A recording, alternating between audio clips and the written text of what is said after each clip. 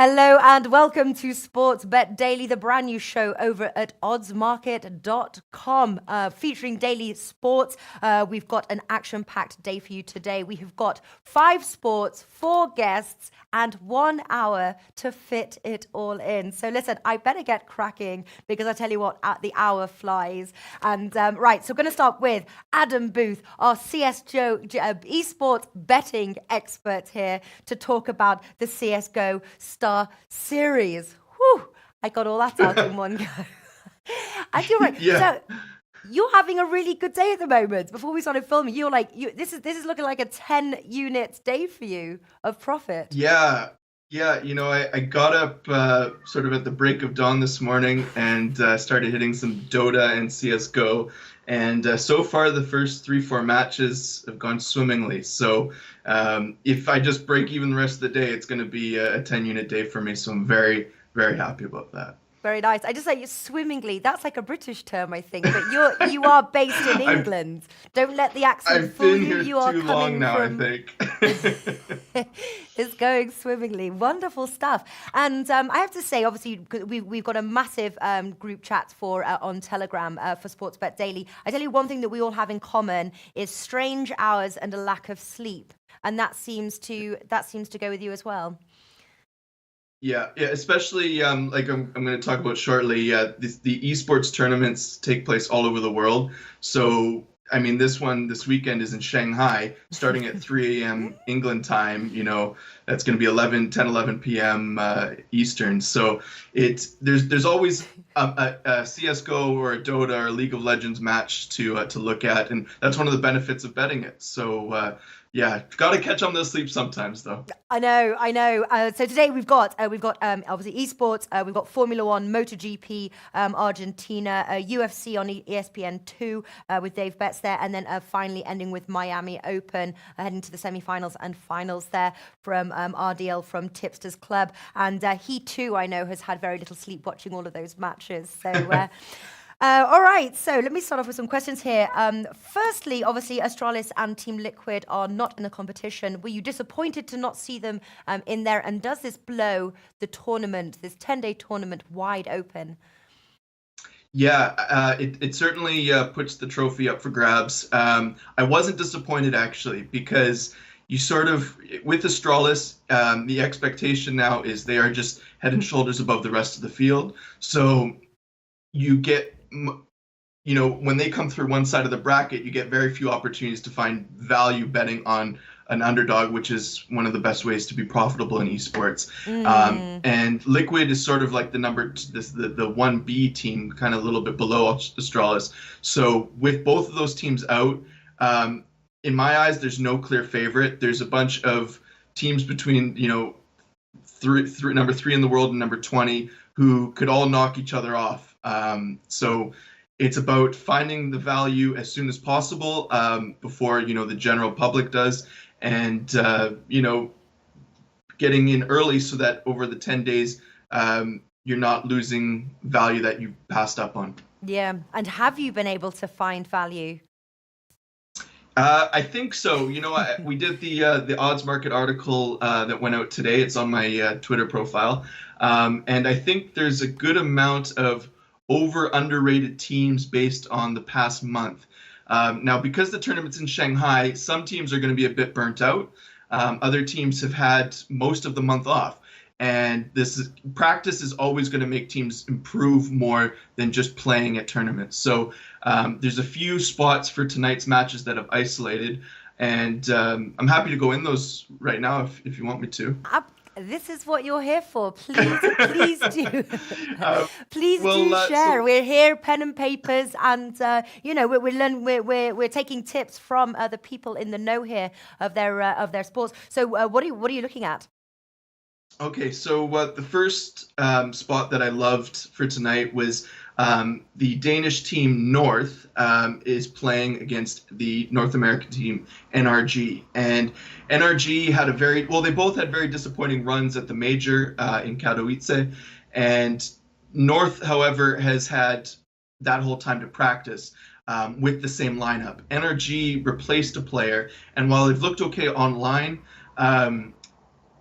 I'm not expecting too deep of a run from them. I think North's expectations are much higher than NRG's. As well, NRG, one of their star players, had a issue with visa, something with customs. He wasn't able to get into China with his team. So that does have an effect in esports. We do see delays can cause value to be on a team that necessarily wouldn't have been. So North right now when I took them yesterday, they were at 1.85 at Pinnacle. Every other book had them about 1.6, 1.65. So I think that if that line hasn't dropped yet, and actually I can just check that quickly. Yeah, it's still hovering around that. It's actually 1.9 right now to pick them, and I think that is phenomenal value. I think North has a much better map pool than NRG at the moment, so I'm not going to say it's going to be a 2-0. It could go to a third map, but I think that's a solid play, provided they're rested and firing on all cylinders. So that's my first one. One other play that I really liked was Renegades Tai Lu. Tai Lu is a Chinese team, Renegades an Australian team. I like that series to go to 3 maps. Renegades was one of the sort of underrated teams heading into the major, but they were in Poland for a good amount of March practicing. But I think Tai Lu, being a home team, will have put a lot of effort into this LAN, and I don't expect either team to dominate the other. I think we could see some very close maps, especially on Mirage, Inferno, Cash potentially as well. So I do think it'll go the distance. As well, you might want to look at taking the over 26.5 rounds. But those are two, if time is short on the show, those are 2 bets that I really like for tonight. Yeah. Well, listen, we were still got a tiny little bit left, and I like the way as well, because we were talking about Pinnacle a while ago, you and me, and Pinnacle really is a major sports book for esports betting. That's kind of like where it all began, really. Yeah. Pinnacle has sort of been the chief legitimate sports book pushing for esports, and they've been doing it for, I think they took their first esports bet back in 2010, somewhere in there. It was quite a while ago. And since then, I think they've hit over, I'm making up the figure, but I think it was somewhere 2 billion esports bets that they've taken now. And we know that they're just such a solid book for multiple sports. So if you do have access to that book, I highly recommend them. They do post outrights and props for most of the major esports tournaments as well. Yeah. And I don't know if we obviously any futures. I don't know who you're tipping. You were sort of mentioning that the underdogs obviously have got value here. We've got Nabi and Ents, who are the favourites. Who are you holding any futures tickets? I am. I took 2 back in January. Liquid announced that they were withdrawing from this tournament back in late January.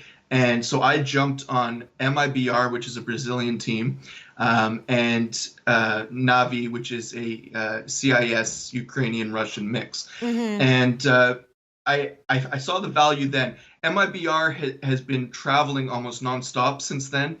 And they've looked pretty bad. And so their value has actually gone up. They're now about 8. Navi so I took them both at 7. Navi has dropped to about 4 across the board. They're slight favorites above Ents. I wouldn't take Navi right now, and I wouldn't take MIBR right now. If anything, teams like North, or who else do we got? That NIP. Some of these. I mean, Ents does have value, but they could still be beat. Renegades beat them at the major 3 times.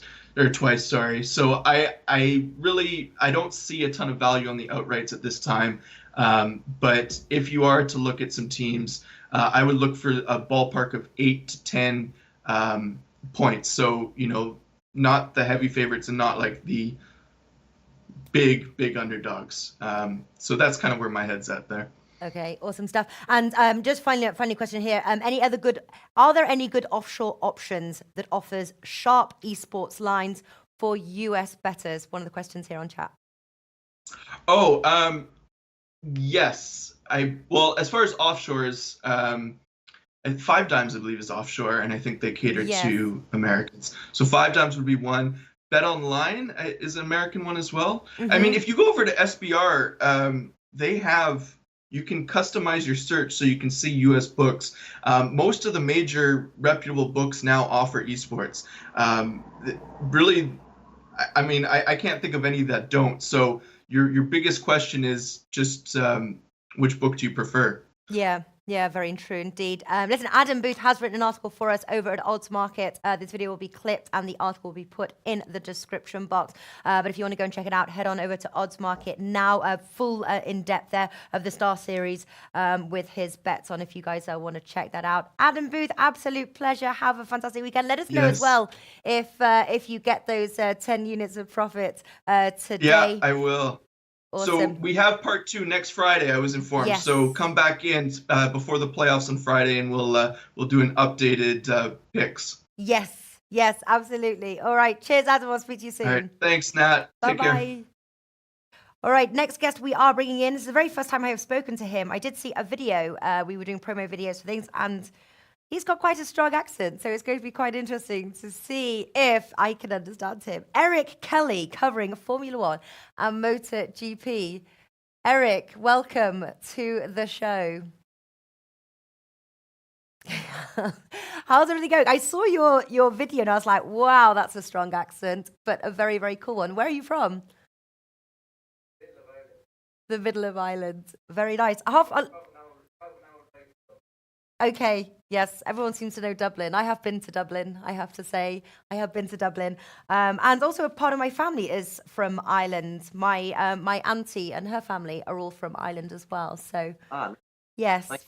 Very nice indeed. All right, so you've just recently joined the Odds Market content team. He writes articles for us covering Formula One and Motor GP. In the first segment, we are going to break down Formula One Bahrain.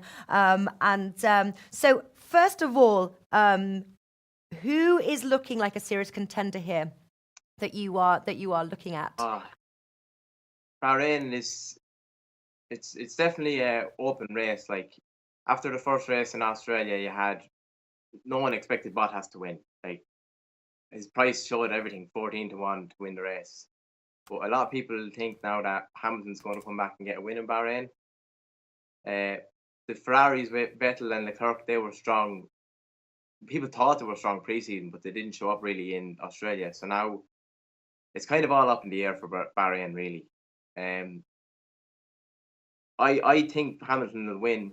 I do think he'll win, but I can't pull the trigger on him because I'm not happy with the price. I think he was 13-8 or something. Mm-hmm. So I'm hoping he has a bit of a bad qualifying and we can get him at like 5-2 or around them odds, hopefully. So that's the best of a bad bunch, really. Like Bottas is 3-1, so he is. It's a good price, like, but I'd have to say I backed him at 3-1. Uh-huh. So Okay. And I was going to say as well, who else is looking strong after Melbourne? the Red Bulls did all right. And Max Verstappen did okay. Pierre Gasly had a bad race, but the Red Bulls look better than they should have. That people thought they would. And they've a new engine. They've joined up with Honda to have a Honda engine, so they're looking strong. But I think Bottas definitely looks stronger. Like this year, as you've seen, he's always went from outright market 25-1 into 4-1 after the first win. So I don't know. Personally, I think it's going to be between Bottas and Hamilton in Bahrain. Mm-hmm.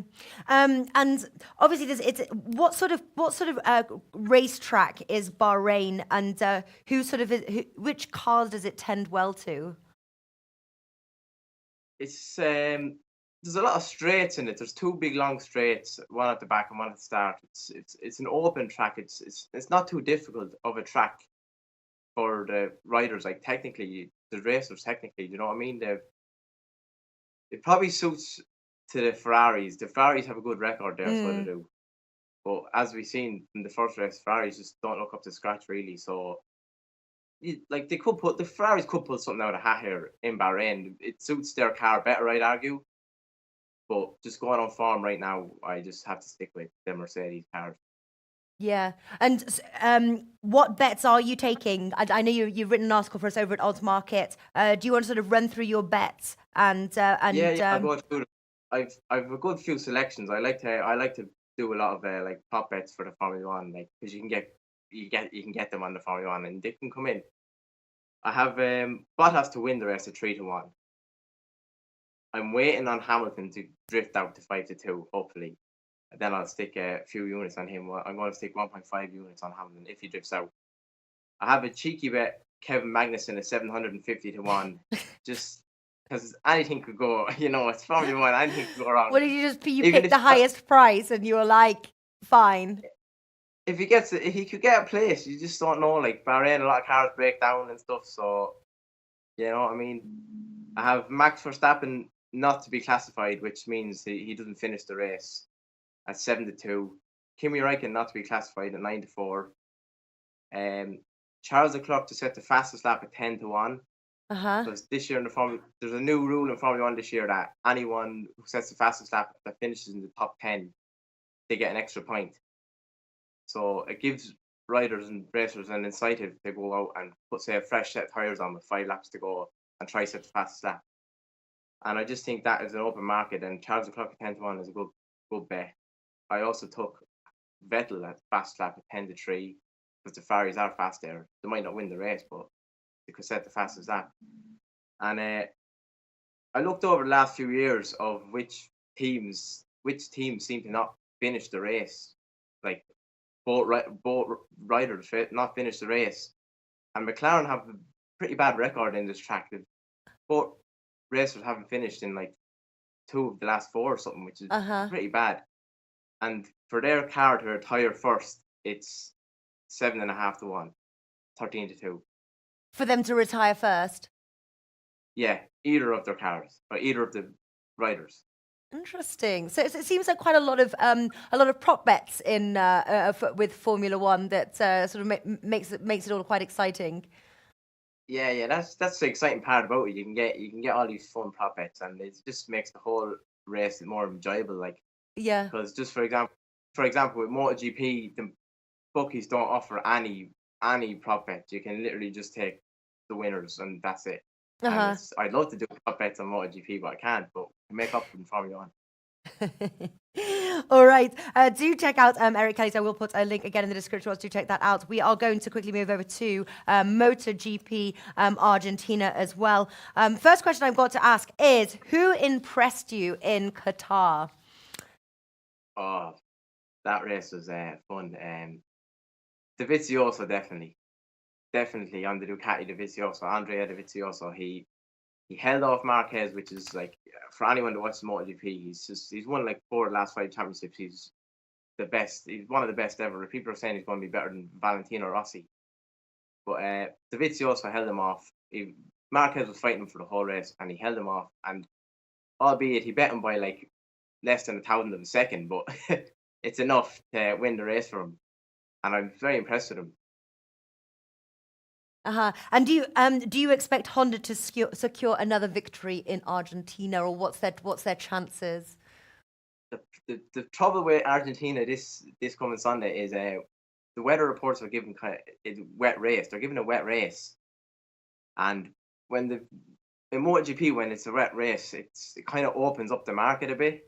Like the normal guys that would be in the top 3 or 4, they might not be as good in the wet, and some of the guys that be down might be better in the wet, and certain bikes are more suited to the wet. So I'm going with, if it's a dry race, which it could be, they're given wet conditions, but it could be a dry race. We don't know. It's probably better to pull the trigger Sunday morning on what you're going to bet with, see what the weather's like. But if it's a dry race, I definitely think the Hondas have a really good chance. Marquez, I give him a chance. His teammate Jorge Lorenzo had a really bad race last time. He definitely will be better in Argentina. Uh-huh. But if it's a wet race, you just don't know. The Hondas could crash out or anything. You can't pull the trigger at. I don't know what Marquez. He's 10-11. I don't feel confident betting Marquez at 10-11 in a wet race. So I wait till it was dry. Yeah. Why aren't there prop bets in the same way that Formula One has the prop bets for MotoGP? I don't know. I'd love to ask the bookies that question. We'll find I someone and ask. I think MotoGP. I think it's a pretty it's a big sport. Maybe not many people bet on it. Maybe that's why. And Uh-huh. it's just compared to Formula One. A lot of people bet on Formula A One, lot like more, or okay. watch it. But maybe Yeah. not many people watch MotoGP. I don't know. Interesting. Okay, and obviously, what tickets are you holding? What would you recommend? Obviously, you're sort of saying that it's debatable of whether it's going to be a dry or a wet race, and waiting to pull the trigger on a few bets based on that, which sounds very important. What what tickets do you hold right now for someone who wants to dabble in a bit of MotoGP Argentina racing? What should we bet on? Right now, I haven't placed any bets on the actual race because I'm waiting to see if it's going to be wet or dry. But Though. I have my selections of who I will be betting if it's going to be wet or dry, so I can give you them. So I can. So for a Okay. wet for a wet race, I have Jack Miller at Uh-huh. 22 to 1. The Australian Jack Miller 22 to 1. He qualified in pole last year, and it was a wet qualifying, and he qualified in pole, so he's very good in the wet. Another one, I've Carl Crutchlow 14 to 1. This is for wet race, and I've Valentino Rossi 8 to 1. They're my three selections for the wet race. But if it turns out that it's going to be a dry race, I've gone with three completely different racers. I've gone with Marquez win two. I'm going 2 point win Marquez if it's a dry race at 10 to 11. Uh-huh.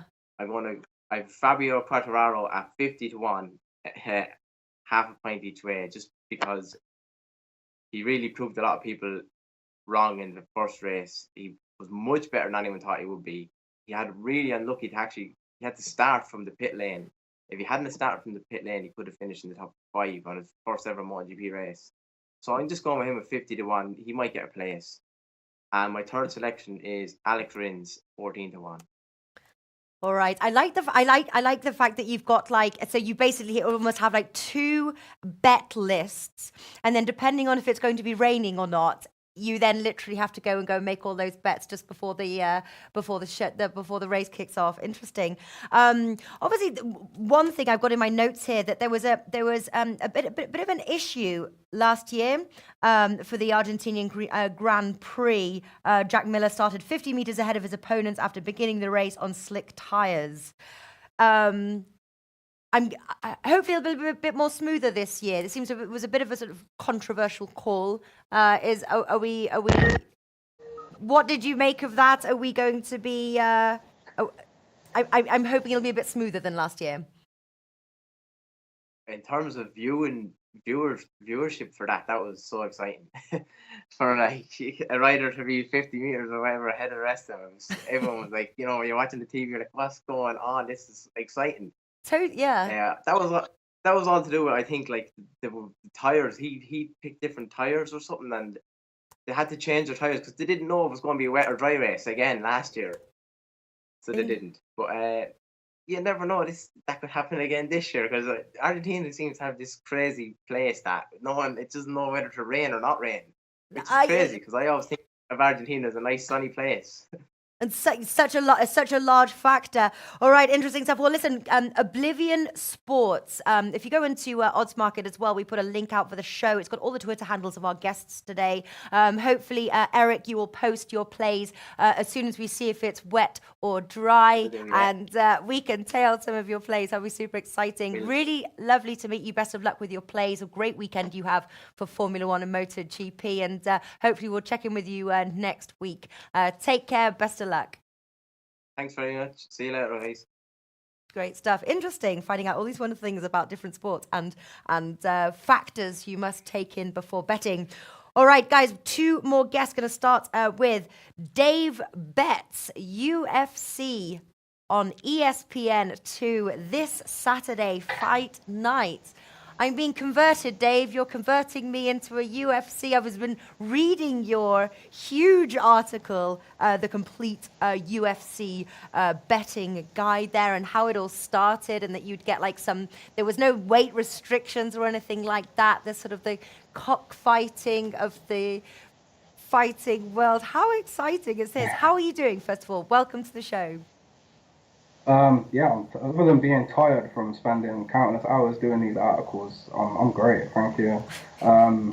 Yeah, back in the day, it wasn't really taken serious as a sport. It was like you say, it was like a cockfighting.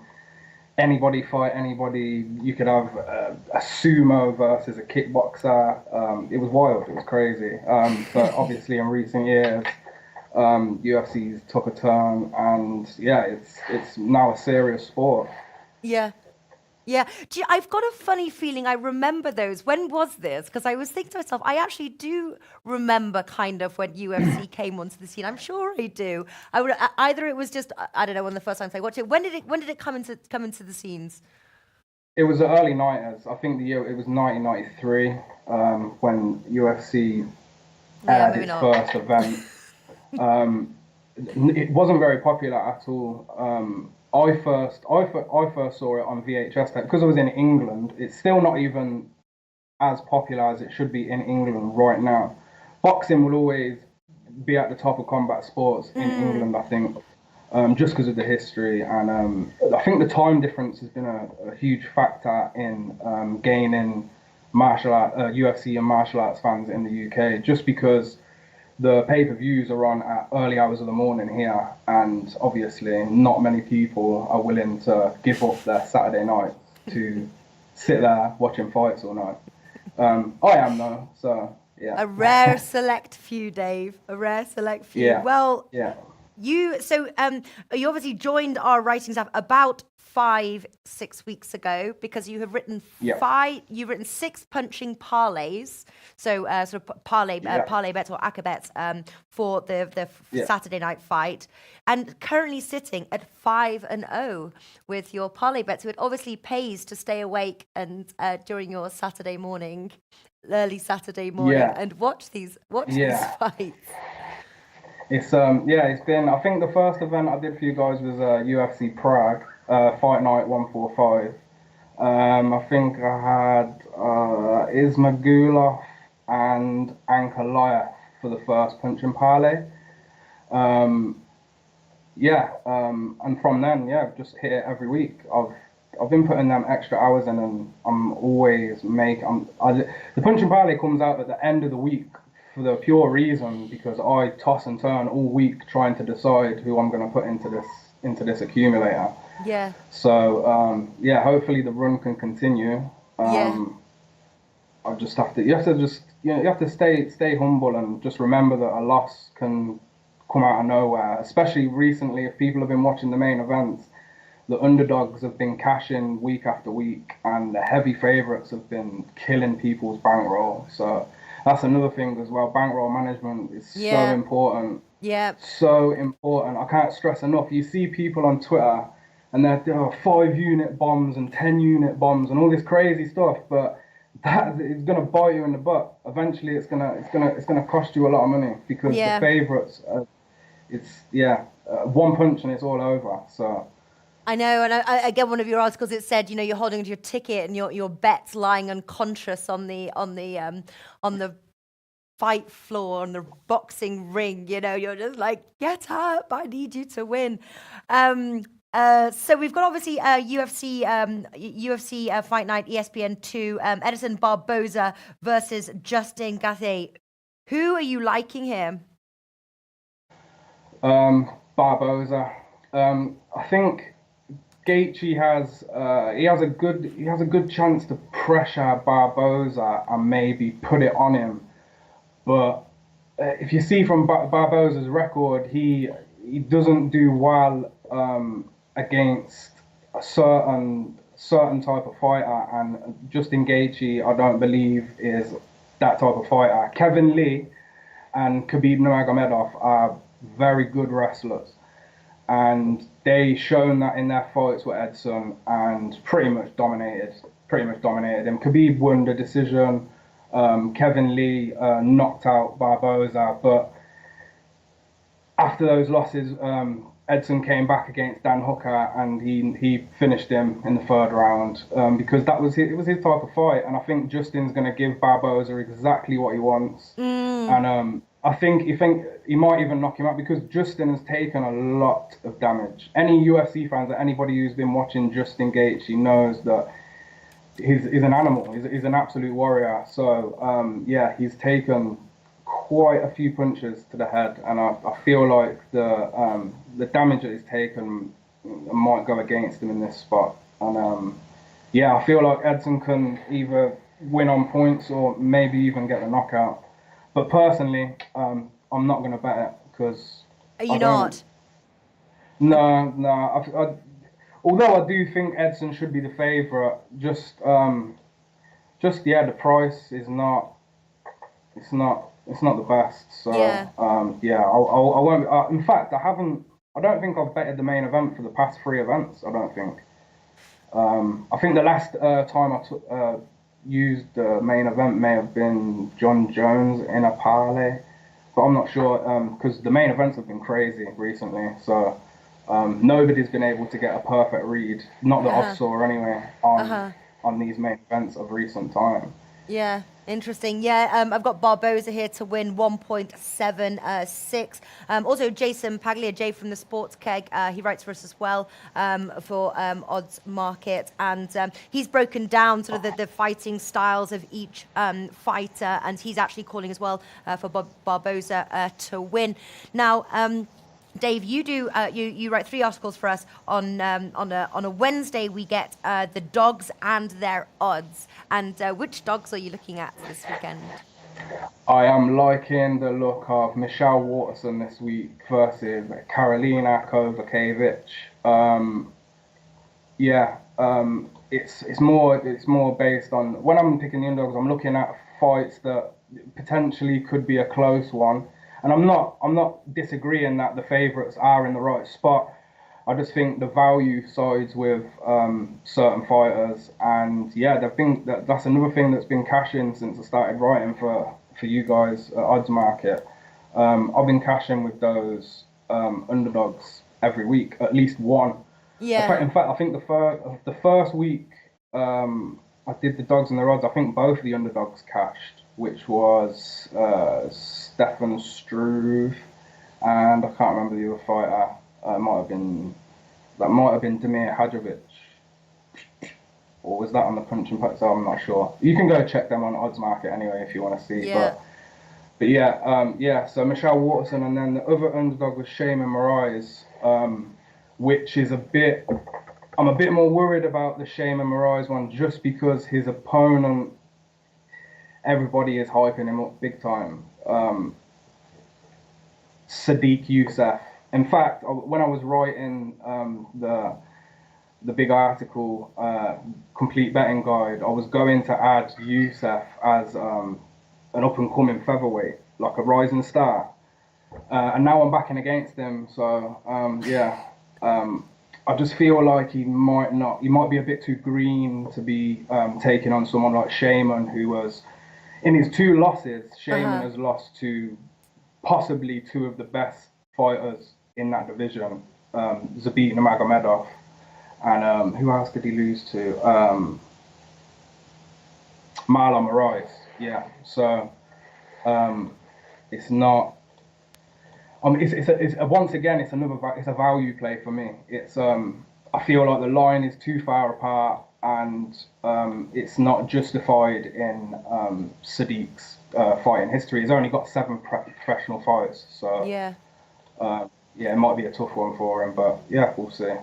And so, obviously, when heading into the UFC Saturday fight night, what do you do? So you've obviously got the 2 fighters. You break down, because obviously we was just talking with Eric Kelly, and one of the main factors he's got to factor in is weather. Now that's obviously something you don't have to factor in with it being indoors. But what do you factor in there? I'm guessing styles, which styles favor the other styles when breaking down. So you have to break down all of that, and then obviously then you sort of get to your bet, so to speak. How do you break them down? You can factor in a few things. One of them being the weight cuts. You have some fighters that will do their best to cut as much weight as they can, so that they can have the size advantage, the reach advantage.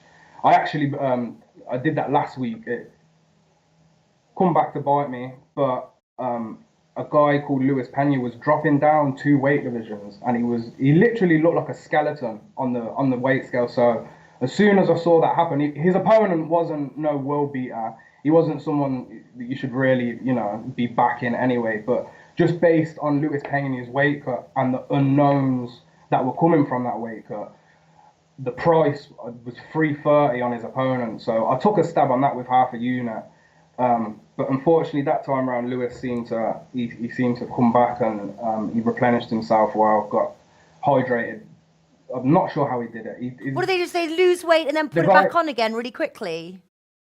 Well, this is what I mean. The weigh-ins are a day before the fight, so you have that following day to lose weight, build yourself back up, and get yourself back to not looking like you're on death's bed. If you go back and look at the video of Luis Pena weighing up, after he came off the scales, he had to bend over and put his hands on his knees because they're so drained from cutting this weight. They don't even have the energy to stand on the scales half the time. So that's one of the things that you can factor in. And then obviously there's outside beefs that are going on. Most known for doing the work on the microphone would be Conor McGregor and playing the mind games. Certain fighters are not very good at playing mind games. Some fighters, feed into it. For example, Conor McGregor versus Jose Aldo, one of the most famous fights for the featherweight championship. Aldo got knocked out in 14 seconds.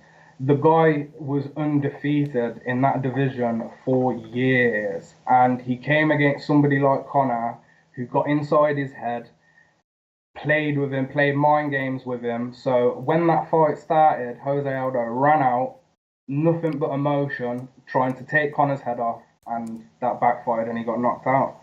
So yeah, that's another thing you can factor in. Interesting stuff. I have to say, okay, so that day when I was watching that, I just done my back in, and so I'm there and I'm like watching UFC. I sent you the picture. I was there with Lily, and Lily's watching UFC. And we're all getting into it. I actually thought that they looked quite nice to it. They didn't look. It seemed, or was it that one? It was one where they just actually seemed quite nice. That this was like they seemed quite amicable.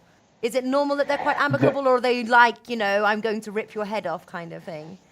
There's a lot more fighters that are humble in the fight. She was the one that cried, remember? And then you told me because he was going to get the boot, and I was like, he's crying. Like that's not like the mean, yeah. like he was sort of like so happy. Some fighters, yeah. Some fighters are not as mean as they look whilst they're throwing punches. In fact, the majority of fighters stay humble and don't have much animosity at all. But it's when a fighter does bring those attributes to the table where they are quite loud and aggressive and things like that, brings in the money. If you look at Conor McGregor, for example, he's a bit of both. Conor can he can be quite annoying, but at the same time he will always be humble in defeat. I think the fighters that are not humble, I think they're the guys that think they're going to make money like Conor and gain some attention and go viral for the things they've done. But yeah, majority of fighters they're humble. They're humble. Yeah, they did. They were shaking hands, and then they were like, "Oh no, you won," and then the guy was like, "Oh no, you won." It was that one where they both were like, it was like quite gentlemanly, this sport, really. Angel Romero, there's no crying in fighting. Adam Booth is probably fine. So yeah, and I was actually really getting into it. And the women as well, though, they were pretty mean. They were actually more meaner than the men, I thought. But I do have a question from Anil Frank. And it says, do you think that we'll see value with Carolina in the closing line with maybe some public bettors coming in on Michelle Waterson? Um, I'm not sure. The census right now is that Carolina's going to win, and I see most people saying Carolina's going to take this one easy. I'm not so sure. Michelle's on a 2-fight win streak. She's looked great. Both girls have known to be decision fighters. Carolina's great at winning a fight on points, but Michelle has some nice jiu-jitsu and submission in her back pocket, which I think we might see in this fight. I have a funny feeling that Michelle is going to choke Carolina out. I don't know. I think Carolina, after getting knocked out by Jessica Andrade, might have a bit of a knock on her confidence. And Michelle's coming in off 2 wins, so her confidence is going to be higher than ever. The one thing that does worry me about Michelle is she's very small. She's 5'3". Like nippy. So Gets yeah, in there. yeah. They actually they were in talks of bringing in another weight class, atom weight, which would be for the real tiny girls. What was it? Were they straw weights? Feather? What Yeah, was it? flyweight, Straw weight. bantamweight. They do have some funny names. We were just talking about that the other day. But yeah, I don't know. With the price on Michelle, I think it's I think I got 2.33 decimal on Michelle. I just think I thought it was a great price. Carolina, I'm not taking anything away from Carolina. Carolina she's great at what she does. She's a great striker. But I don't know. I think she might fall how she did against Rose Namajunas when she lost. Yeah. So yeah. So I've got Jay Will says I got to back the karate hottie on this one, and then Anil Frink says I agree. If Michelle wins, it will be by submission. And then Feld at Life says Ant Emerick, who came on I think with Jimmy the Bag over at SBR, says Ant Emerick also thinks the karate hottie by submission, possibly. So now I'm seeing other people, but maybe that line will come more closer to a pick-em.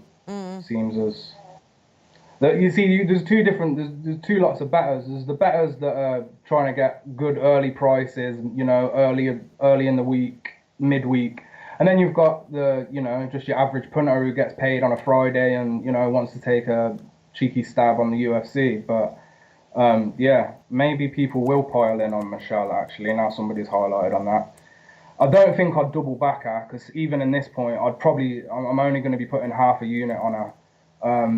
Like I said before, bankroll management's really important, especially backing the favourite or the underdog. I'm cautious. I'm always cautious. Yeah. I'll never really bet anything over a unit, to be honest. Yeah. Just because it's the fight game, and the fight game can be shocking. So you just need to be careful with your units. Yeah. Okay, so before I let you go there, Dave Betts, so punching parlay, who do you have in your punching parlay, and what have you already bet on ahead of fight night tomorrow? Well, speaking of Michelle, I've got half a unit on Michelle already. The punching parlay this week will be Kevin Holland versus Gerald Meerschaert. I'm going to go with Kevin Holland on this one. And then the second, you get Kevin Holland at 1.52 at Pinnacle. I think that's one of the best prices that you can get on him right now. Then the second part of the parlay is Jessica Aguilar versus Marina Rodriguez. It's another low price, 1.31. But combine them and we get 1.99 on the decimal with Pinnacle, and that'll be this week's punching parlay. I think the article's out now. So it is. If anybody wants to check out the analysis or the read up, head on over.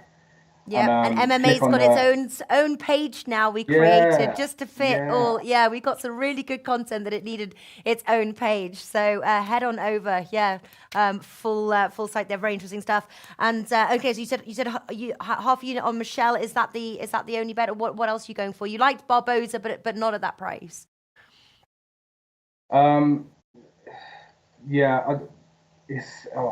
I'm worried. I'm worried for the main events. They've been so up in the air lately. Everyone's been hammering these favourites, and it's been going against them. So yeah, I just want to stay off it. I need to have a good feeling about the fight. And although I do think Barboza is going to win, I'm not willing to risk any money on that fight. I hear you. What else do I have? See, the problem is that I do have some other bets, but they are for paid subscribers. So if I start releasing them, I'm gonna have people. I'm gonna have people crying at me saying, "Oh, I'm paying for these, but you're giving them off free." What I can say is I've got one, two, three. I've got 4 bets. I have one parlay, I have 2 parlays, one of them being the punching parlay, which is Kevin Holland and Marina Rodriguez. I have another parlay, which is similar to the punching parlay. It's another double. The odds on that are 212. And then I just have 2 single plays, one of them being Michelle Waterson, half a unit on her. And then I have another single play, which, I can't reveal That's all right. right now. That's all right. You have revealed enough, and go give his articles a read over at oddsmarket.com. Again, put the link in the description box later on. But yes, if you do like Dave Betts, he's got his tipster service as well over at tipstersclub.com. So do check that out. Awesome guy, awesome bets. Thank you. Been an absolute pleasure. 7-1 on events in the previous 8 events. You what? Sorry. Sorry, I was just doing a little plug. 7-1 on events, winning events. I've only lost 1 event in the past 8. I always say sing when you're winning because you always cry when you're losing. So you may as well sing when you're winning. You know, you've got to get some sort of joy. Exactly. Because we do cry when we're losing. So we have to have this. It's got to have the 2. Just on a side note for the new people coming in to bet on UFC, just be ready and don't be upset if your fighter is dribbling on the floor because that's just what happens sometimes. All right, it's been a pleasure. You guys have got a break next week because there is no UFC the following Saturday. But I think you do lower leagues as well. So I think we might get you in next week. A lot of our viewers have been crying out for these lower leagues, so it'd be great to get you on the show with Flash and run through a few of those. But for now, been an absolute pleasure, Dave, and I'm sure we'll chat tomorrow when UFC is on. Best of luck, and speak to you soon. Yeah, thank you guys. See you later. All right, we are getting to the final segment of the show here. The lovely Ardil from tipstersclub.com. We're going to talk Miami Open. Obviously, finals for the women's has been decided, and then semi-finals, one match there. Shapovalov and Federer. Probably didn't say that one right. But introducing Ardil from tipstersclub.com. Welcome, welcome.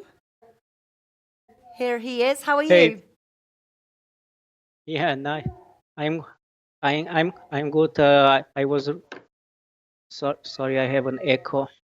There we go. Okay, now it's better. Yes. So how have you been? I was listening to the guys to sneak some bets from them. Who are you sneaking bets from? Yeah, from my man Dave Betts. I know. Listen, I'm full of notes. Straight after this show, there's a few plays now I've been tempted into. This is going to be a lot of fun. I tell you though, I did. So we had the lovely Whale Capper on. I saw him on the chat as well. He was on Monday talking about the Miami Open. We were talking about you a little bit because I did see you having saying that you were finding the Miami Open very difficult. And Whale Capper agreed as well. He said it was very open. There were some other factors to factor in this time around.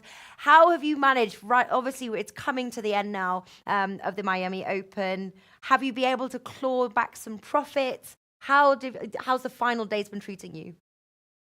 Okay, I don't think that a particular tournament can be. Sorry, I have echoes. That's okay. Try taking out. I'll see if Rafa can fix. I think Rafa's going to do something. He's going to call. All right.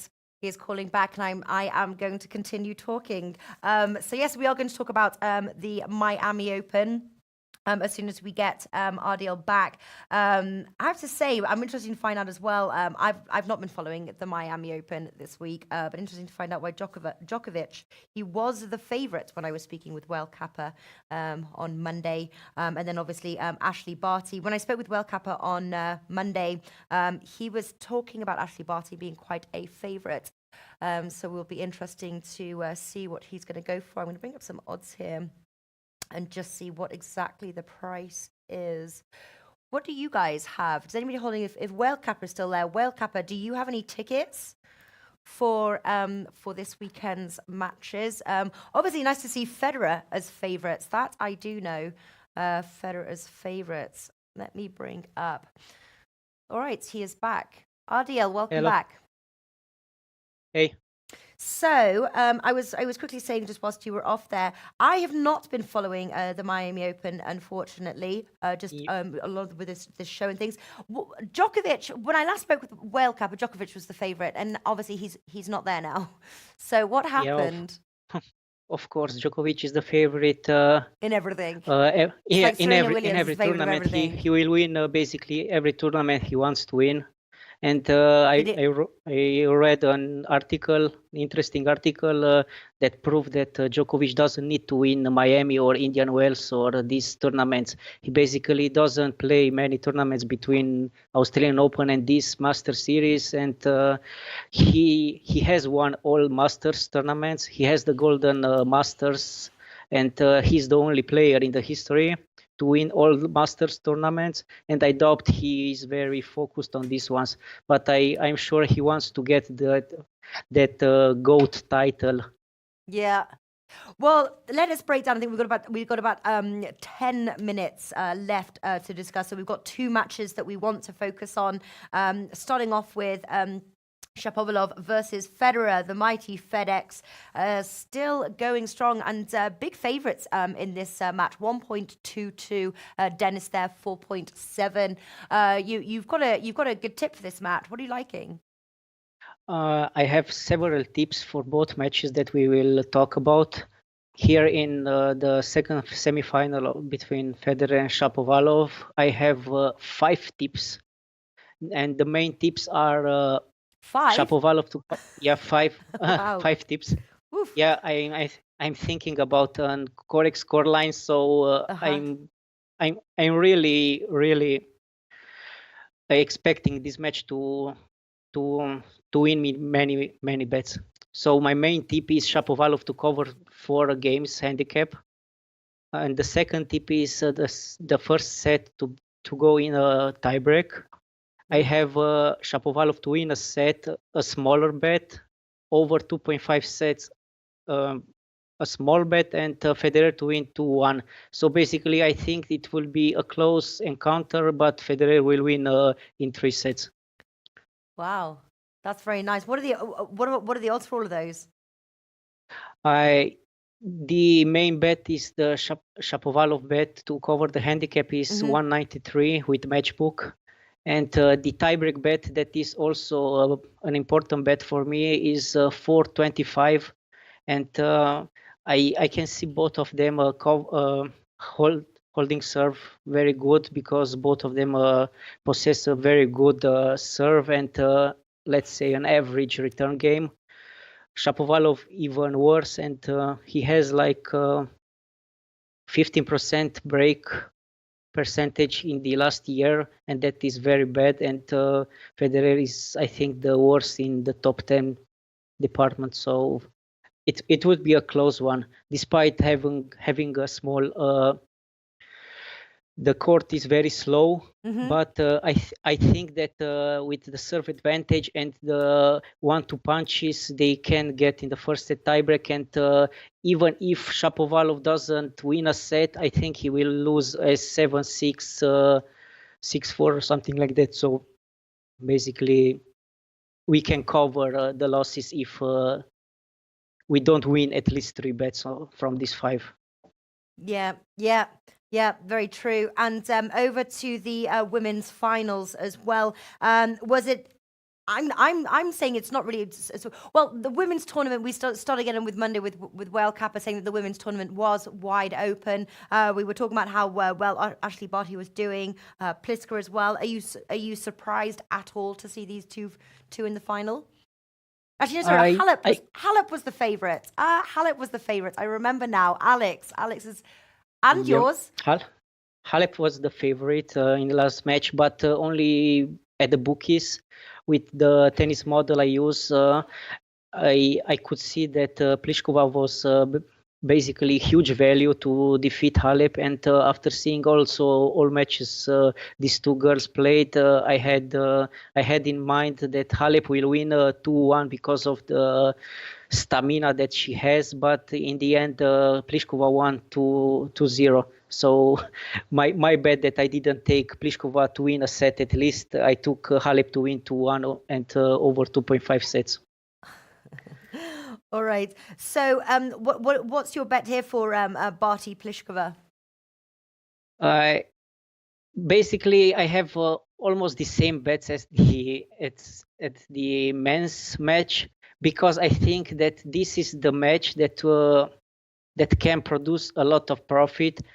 Usually I don't bet tiebreaks between women because the serves are really weak and the mental strengths are also desirable, and I don't think that it's worth. But in this matchup, Barty and Pliskova, these are top three. Both of them are top three servers in the game, and they played 4 times in the past, and during those 4 matches they played 5 tiebreaks out of 10 sets. So a tiebreak bet in the first set is priced 6.0. That is a small bet for me, but it's huge value in my opinion, because both of them can easily hold serve. Both of them have the serve advantage, and both of them are also mediocre in the returning department. The other big bet that I will have here is over 21.5 games at 179, and the over 2.5 sets at 260.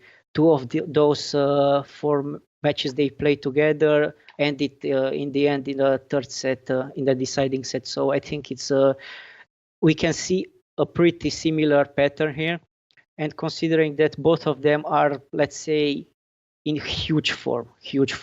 Yeah. Barty defeated Kvitova, defeated Bertens, Pliskova defeated Halep, Vondrusova. She basically these two girls were the best during this week, and I don't think either of them will let the guard down, and I think that the overs are safe here. Okay. If I have to pick a winner, I will pick Barty to win 2-1 here. Okay. And I was going to ask as well, who do you see winning the men's singles right now? The men's singles.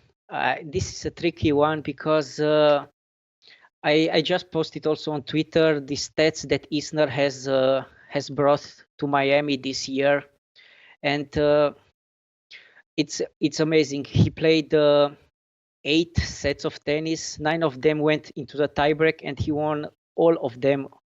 So he has a perfect percentage winning the tiebreaks, and comparing to his last year tiebreaks played, he won only 52% of those. So imagine the high variance that is running now. Mm-hmm.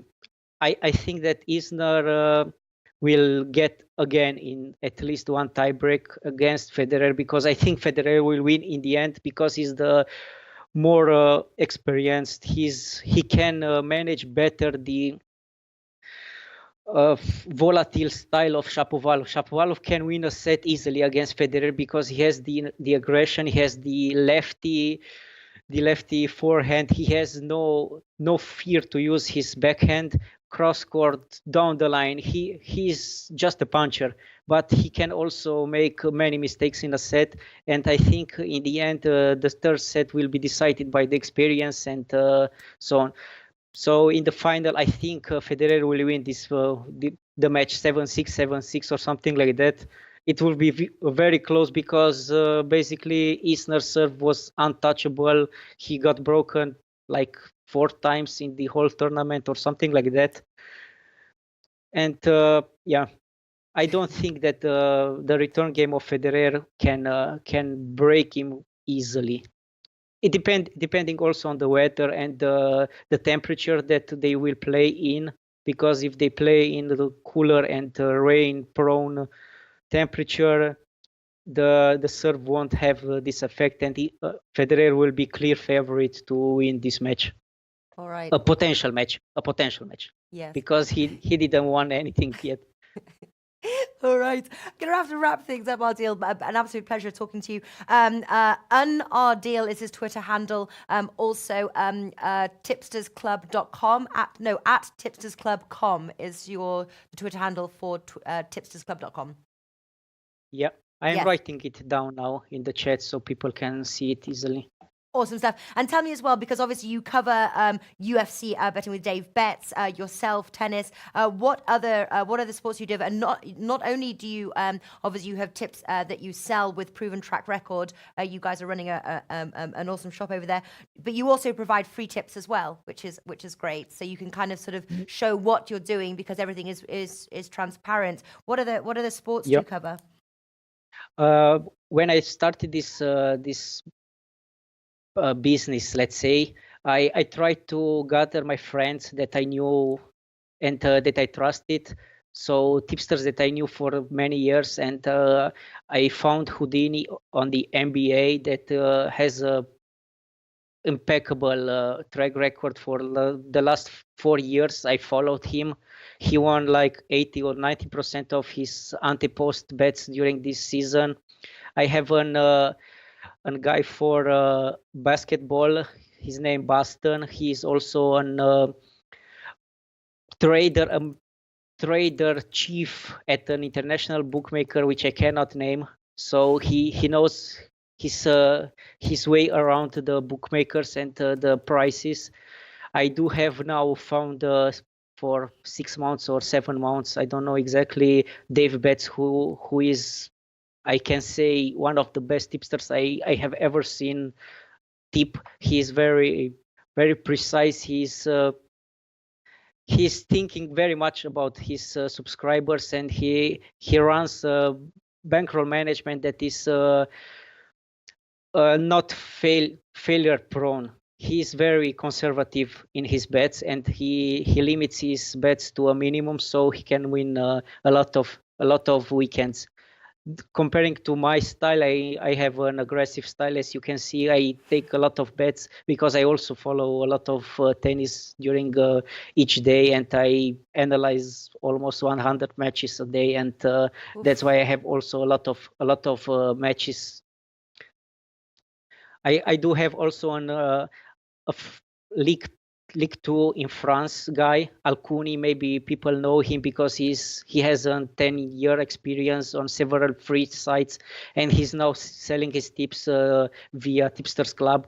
But as you said, we do have a lot of free tips. I can say on a regular basis, daily basis, we do post a lot of free tips. These free tips are not weaker in value or in quality, because these free tips are just premium tips, paid tips that we made public for people to see, and maybe also gain some money and raise their bankroll so they can afford. Because because I know it's not easy to pay for a tipster if you don't know him, and I know, and I understand also the people that say don't pay for tipsters and so on. But if you tried him via free tips, and if you know him for several years and he has a proven track record, I don't see any fault in paying for a quality thing. So that's why we also offer a lot of free tips, and sometimes we also send promotions out with discounts, and also blog posts when big matches are, and big matches are on in several sports. We analyze it in depth and so on. Mm-hmm. All right, wonderful stuff, Ardil. Thank you so much. Maybe we'll also get you on next week as well. Obviously, tennis still continues even after the Miami Open. Yes, hopefully you get some sleep as well. I hear you've not been getting very much of it, but absolute pleasure to have you on. I can't believe 100 matches a day. That's crazy. All right, best of luck. Thank you so much. And, Thanks. And obviously as well to everybody watching World Cup. Adam, I see in the chat here, failed at live 666. Good to see you on the show as well, and many other names as well. Thank you very much, and we'll check in back in on Monday. Take care. Bye bye. Bye bye.